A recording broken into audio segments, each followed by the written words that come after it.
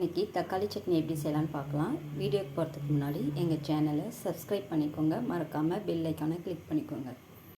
தக்காளி சட்னிக்கு ஒரு 4 தக்காளி பெரிய சைஸில் கட் பண்ணி வச்சுருக்கேன். வெங்காயம் கொஞ்சம், 4 வரமிளகா, இஞ்சி பூண்டு. இப்போ வணக்கிக்கலாம்.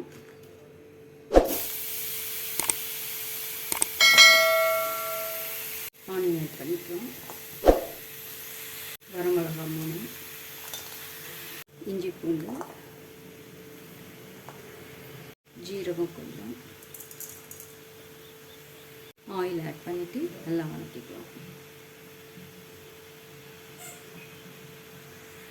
நல்லா வதக்கி எடுத்துக்கலாம்.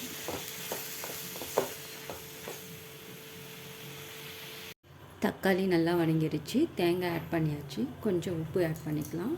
ஆறுனதும் அரைச்சி எடுத்துக்கலாம். சட்னி நல்லா அரைச்சி எடுத்தாச்சு. பெருங்காயம், கடுகு, கடலைப்பருப்பு வத்தல், கருவேப்பிலை. இப்போ தாளிச்சதை ஆட் பண்ணிடலாம்.